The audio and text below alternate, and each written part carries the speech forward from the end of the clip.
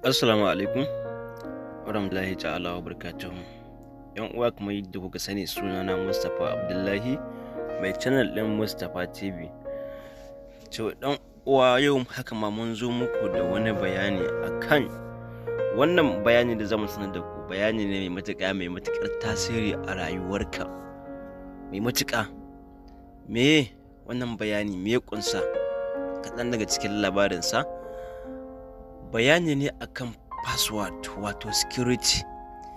Kun ga dai idan aka ce security abu ne mai ɗan kalan muhimmanci, tunda yanzu ka kalla in kwatanta maka da gidanka ko in ce ɗakinka.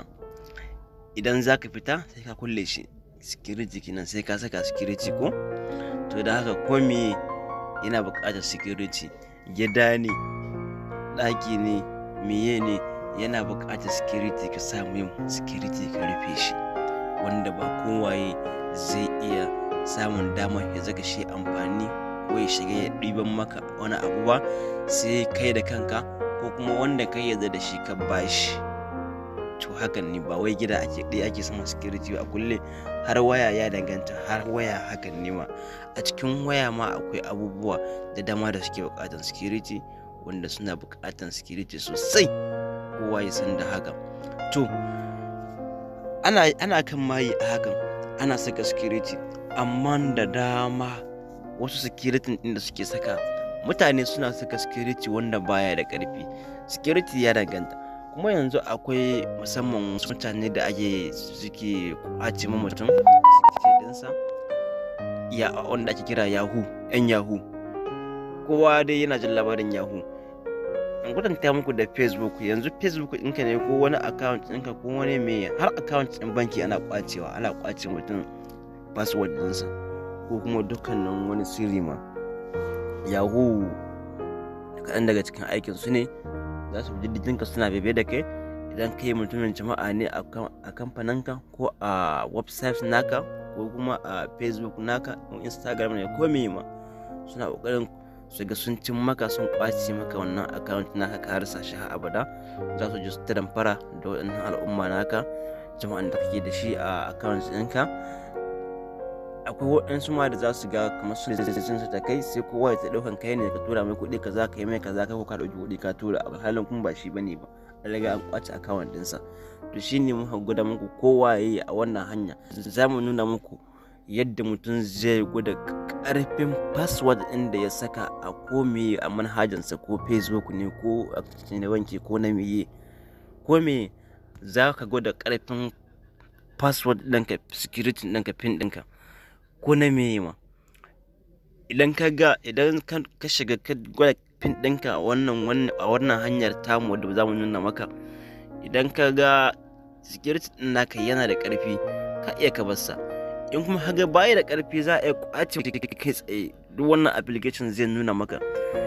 Idan za a iya ƙwace ma shi, zai iya nuna maka. In kuma yana da ƙarfi, wanda gasa zai iya nuna maka. In kuma za a iya ƙwace ma shi security inda gasa baya da ƙarfi, to shawarar nan baka, ka je ka yi sauri, ka je ka canza wannan password, ka canza wannan security inda ka saka in baya da ƙarfi. In mai ƙarfi ne kuma sai ka ba abunka.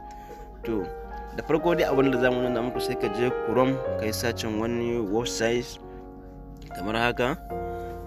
Za mu rubuta muku shi a wajen editing ma, yadda za ku ga rubutun shi fita. Ka je kai ma ka yi sacin.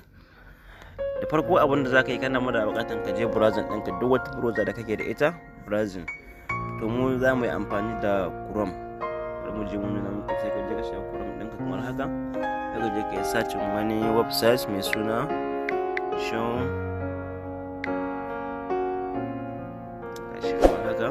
Za mu nuna muku shi a wajen editing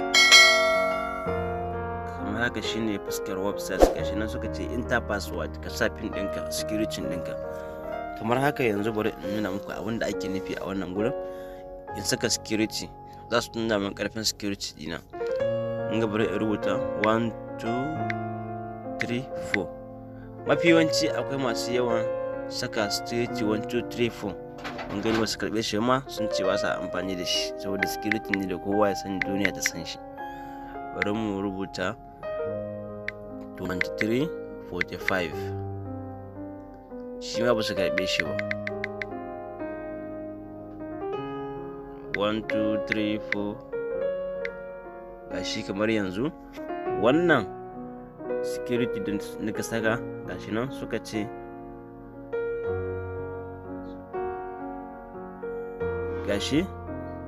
ce a cikin 'yan sakwanni za a kwace min wannan security na saka, domin haka kun ga baya da ƙarfi. Kun gani, bari in saka wannan security da nake amfani da shi. A wannan security kan suka ce gashi za a kwace min shi a cikin awa hudu za a yi ana da an yi tracking ina da kwace min shi a awa hudu, to za a yi nasara a samu wannan security na kwace min shi. Bari mu gwada muku wani.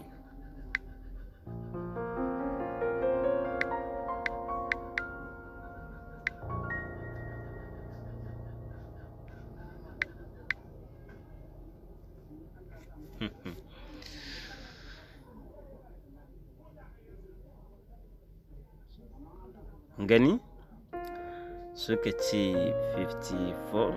Kai, security ne mai karfi wannan. Bari mu wuce sama.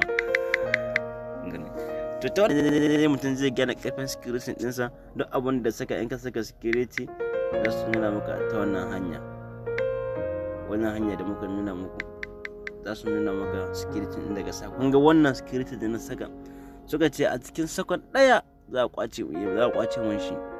Kun ga da haka ba security bane mai karfi wanda za ka rike ka cika ta amfani da shi.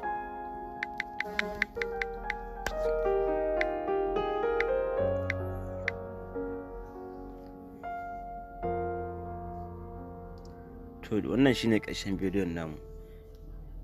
Domin kasancewa da Mustapha TV yan uwa, muna da ku je ku samu na subscribe.